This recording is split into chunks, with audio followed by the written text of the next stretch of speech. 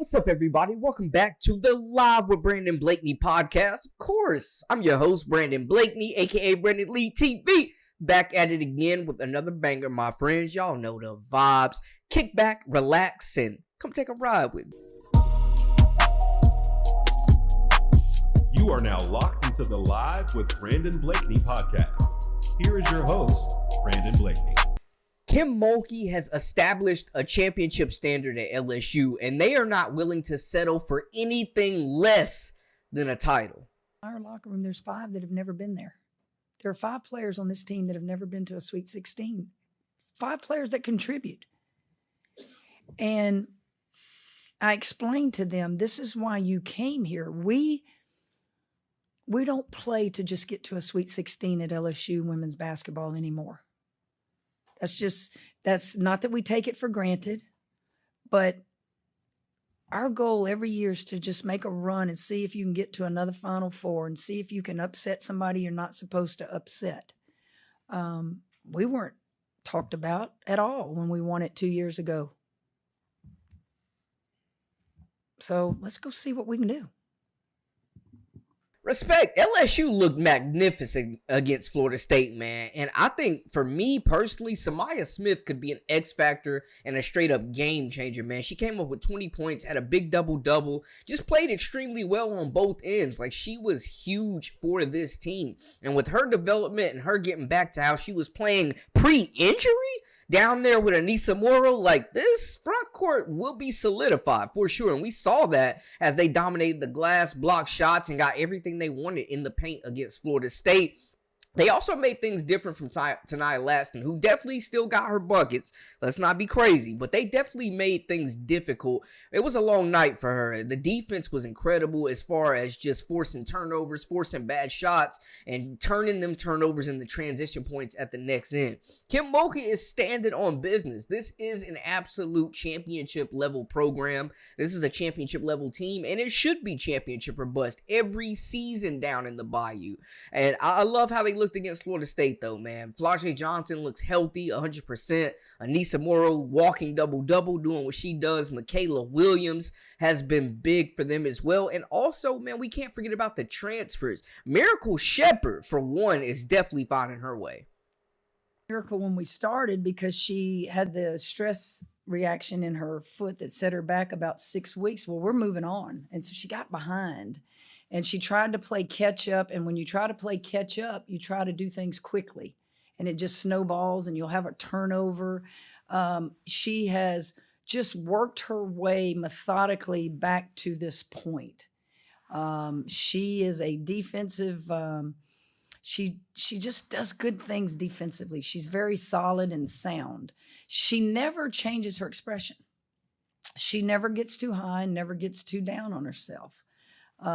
She's got the size that she could guard the big perimeter player. I will move her inside if necessary and go small like I do Michaela. I haven't done much of that, but I could. She is always around the basketball. You'll see her cut and bail a teammate out. And she's got some basketball savvy about her. Her defensive capability is an absolute game changer. They were hyping her up before the season even started as the best perimeter defender on this team, a straight lockdown defender that has definitely found her rhythm within the last few weeks. They've made the change of inserting Laster Poa into the starting lineup at point guard. Point guard problem solved. They're moving the basketball better than ever, getting clean shots, getting out, running in the break. Like, she does such a good job of just getting the outlet pass out, the pass ahead, keeping her head up and not holding the basketball too long, man. And it's really changed the trajectory of this team to have a primary ball handler that doesn't have to just be Flau'jae Johnson or Michaela Williams going ISO and scoring or dumping it down to Anissa Morrow. Like, we're seeing a complete team offense, man. I love what Alea Del Rosario is bringing, definitely energy, and she's looking less lost. You still got Jersey Wolfenbarger, Kaylin Gilbert, Cheyenne Day Wilson giving you solid minutes at point guard, good defender in her own right as well. Jada Richard, the freshman, who I personally think is exceeding expectations early on. Louisiana Gatorade Player of the Year, knockdown 3-point shooter. Like, the way this team is shooting the basketball, they are going to be a tough out. And I know they got a major matchup with NC State, man, but LSU looks like they're firing on all cylinders. I'm not going to lie to you. Now, we know this is a matchup of two very, very talented teams. NC State went to the Final Four last year. They're matching up against LSU, a very hungry team with something to prove. NC State's playing with a lot of confidence. 2 seed, they're one of the best teams in the country.